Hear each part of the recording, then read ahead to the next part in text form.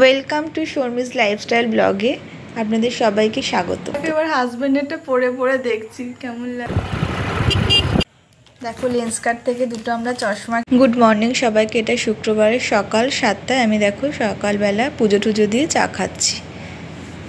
কাল রাতে আমি মটর ভিজিয়ে রেখেছিলাম, আজকে সকালে আমি ঘুগনি করবো।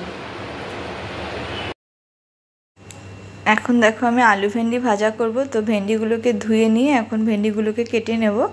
এরপরে কিন্তু আলুও আমি কেটে নেব। দেখো মটর আমার সেদ্ধ হয়ে গেছে, এখন আলুগুলোকে কেটে নেব।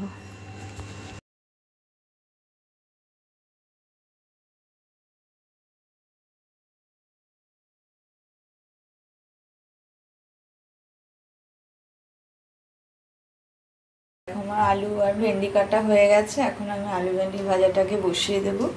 আর এদিকে দেখো মটরও সেদ্ধ হয়ে গেছে। মটরটা অনেকক্ষণ ভিজিয়ে রাখলে না, 7-8 ঘন্টা, তো এই যে খোসাগুলো দেখছো এগুলো উঠে যায়, এগুলো আমি ফেলে দেব, তাহলে খুব ভালোভাবে মটরটা সেদ্ধও হয় আর খোসাগুলো উঠে আসে। এখন কড়াইতে সামান্য পরিমাণ তেল দিয়ে দিলাম। এরপরে তেলটা গরম হয়ে গেলে আলু আর ভেন্ডি একসাথে দিয়ে দেব। তারপরে কিন্তু ঢেকে রাখবো নুন হলুদ আর একটু সামান্য চিনি দিয়ে, তাহলে কিন্তু কম তেলে আলু ভেন্ডি ভাজাটা হয়ে যায়। এখানে আলু ভেন্ডি ভাজাটা বসিয়ে দিয়ে আমি এখন মটরের জন্য যে ঘুগনি বানাবো তার জন্য আমি পেঁয়াজ, রসুন, আদা, টমেটো, কাঁচা লঙ্কা এগুলো কিন্তু কেটে নেব।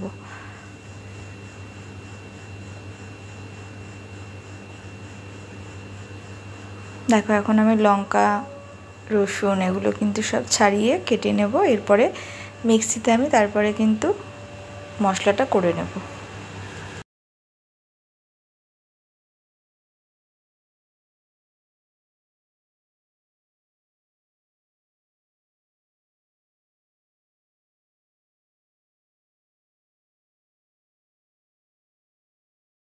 পেঁয়াজ লঙ্কা কাটার মাঝে দেখো আমি আবার কিন্তু আলু ভেন্ডি ভাজাটা ঢাকনাটা তুলে দেখে নিলাম যে হয়ে গেছে নাকি। অলমোস্ট হয়ে গেছে, তার একটু নাড়াচাড়া করে আমি আলু ভেন্ডি ভাজাটা নামিয়ে ফেলবো। দেখো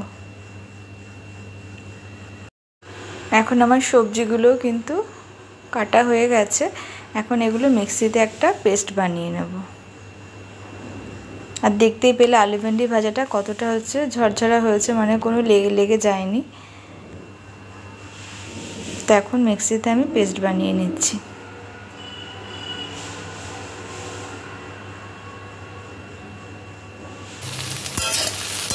দেখো ভাজাটা হয়ে গেছে।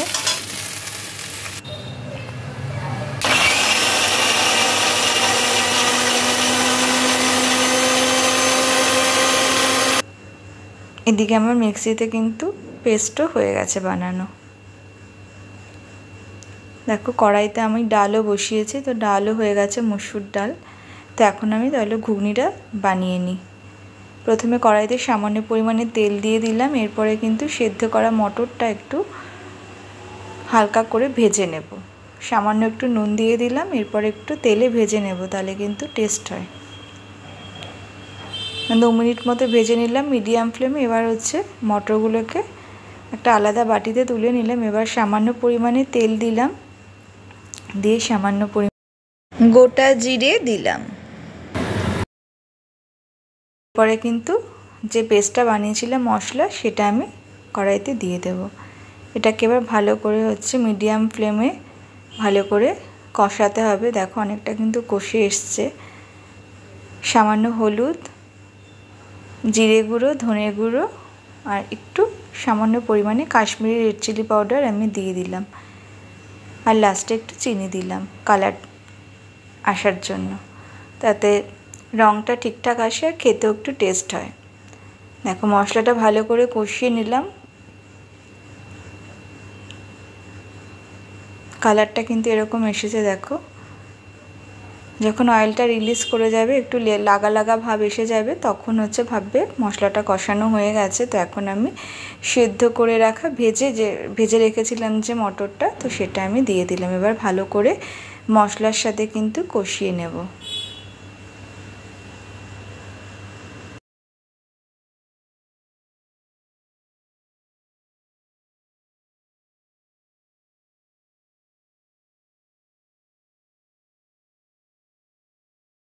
এখন আমি হাফ চামচ মতো টমেটো সস দিয়ে দিলাম, তারপরে আবারও নাড়াচাড়া করলাম। দেখো অলমোস্ট কিন্তু মশলাটা ঘুগনির সাথে কষানো হয়ে গেছে। এখন আমি যেখানে পেস্ট বানিয়েছিলাম তো সেখানে সামান্য পরিমাণে গরম জল অ্যাড করলাম। এরপর আমি একটু নাড়াচাড়া করে নিয়ে কিন্তু ঢাকা দিয়ে রাখবো। এবার হচ্ছে 10 মিনিট মতো মিডিয়াম ফ্লেমে ঢাকা দিয়ে রেখেছিলাম। দেখো অলমোস্ট আমার ঘুগনিটা হয়ে গেছে। খুব বেশি ঝোল রাখবো না, আবার হচ্ছে খুব বেশি মাখা মাখাও না। দেখো আমার ঘুগনিটা কিন্তু হয়ে গেছে। এখন লাস্টে আমি একটু গরম মশলা গুঁড়ো অ্যাড করব, হাফ চামচ মতো গরম মশলা গুঁড়ো দিয়ে দিলাম। এরপরে একটু ঢেকে রেখে দেবো, তাহলে কিন্তু আমার ঘুগনিটা রেডি হয়ে যাবে। দেখো 2-3 মিনিট লো ফ্লেমে রেখে দেবো, তাহলে আমার ঘুগনি একদম রেডি হয়ে গেছে। দেখো ঘুগনি কিন্তু একদম রেডি হয়ে গেছে। এরপরে আবার তোমাদের সাথে খাওয়া দাওয়া করে একটু রেস্ট নিচ্ছিলাম, তো এখন আবার চলে এসেছি জামা কাপড় ভাঁজ করতে। তো বেডে আমি জামা কাপড়গুলো ভাঁজ করছি। দেখো অনেক জামা কাপড় কাচা হয়েছে মেশিনে, তো সবগুলো আমি ভাঁজ করে নিচ্ছি এখন।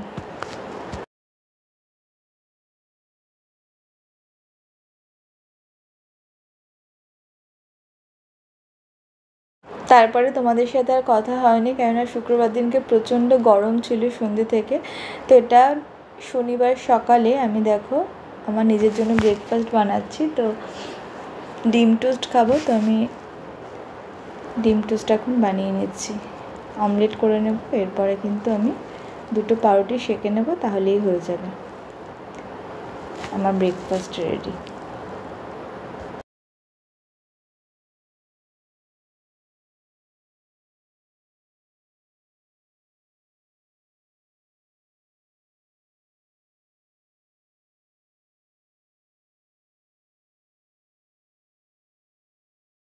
ব্রেকফাস্ট রেডি করার পরে আমি ভেবেছিলাম তোমাদের সাথে আর মাছ রান্না করব, তো সেই ভিডিওটা তোমাদের সাথে শেয়ার করব। কিন্তু যা ঘটনা ঘটলো আমার সাথে, আর মাছটা ভাজতে গিয়ে আমার হাতে পুরো তেল ছিটে আসলো। তারপরে দেখো পুরো ফুসকা পড়ে গেছে, তো ওই জন্য আমি আর কোনো ভিডিও শ্যুট করিনি। তো খুব বাজে অবস্থা, আমার হাতে অনেকটা পুরো তেল ছিটে এসেছে আর মাছ ভাজতে গিয়ে। তো এমনিতেই তো ছেটে আচমকা হঠাৎ করে পুরো হাতের মধ্যে তেল ছিটে এসেছে, ডান হাতে। এরপরে দেখো এটা আমি পরে সেদিনকেই হচ্ছে বিকেলবেলা, তো ছেলে আমার পড়তে গেছে, তো এখন আমি যাচ্ছি হচ্ছে কাঁচরাপাড়ায় কিছু শাড়ি কাচাতে দেবো, তাই জন্য দেখো আমি বসে। দেখো লেন্স কার্ট থেকে 2টো আমরা চশমা কিনেছি, তো তোমাদের সাথে শেয়ার করছি। জন জেকবসের। দেখো এদিকে ভালো করে, আর একটু দূরে যা, না তো দেখানো যাচ্ছে না, একটু দূরে যা, ঘোরাস না। এই দেখো জন জেকবসের, এটা আমার হাজবেন্ডের চশমা, আর একটা আমার জন্য নিয়েছি।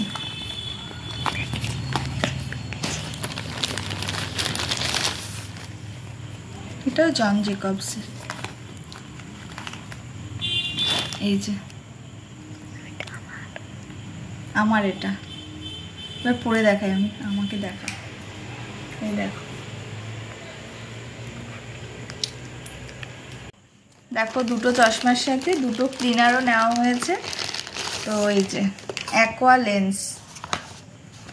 লেন্স ক্লিনার, এটা দিয়ে হচ্ছে ক্লিন করা হয় লেন্সটাকে। এই যে অ্যাকোয়া লেন্স জিনিস কিনেছি, সোফার কভার কিনেছি। এই দেখো একটা দেখায়, 2টো এরকমই কিনেছি। এই যে 3টে এসে সোফার কভার, আরেকটা এরকম, এটা বসারটা, আরেকটা হচ্ছে ওপরেরটা। দেখো তোমাদের সাথে যে লেন্স কার্ট থেকে চশমা নিয়েছিলাম, তো সেটা শেয়ার করলাম। চশমাটা পরে দেখছি কেমন লাগছে, একটু বড় কিন্তু আমার তো ভালোই লাগছে। এই চশমাটা ছিল,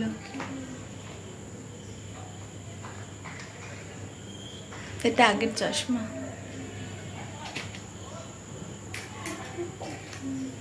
দেখো এবার হাজবেন্ডেরটা পরে পরে দেখছি কেমন লাগছে। এটা আমার চোখে পুরো সেট হয়ে গেছে, কিন্তু পাওয়ারে একটু সমস্যা। দেখো কালকে যে তোমাদের সাথে শেয়ার করলাম যে সোফার কভার কিনেছি, এই যে পেতে নিয়েছি সকালবেলা উঠে, কেমন লাগছে। এই যে সোফার কভার না থাকলে না নোংরা হয়ে যাবে সোফা, ওই জন্য কভারটা কিনে নিয়েছি। দেখো হাতের কি অবস্থা হয়েছে আমার, তেল চিটে পুরো।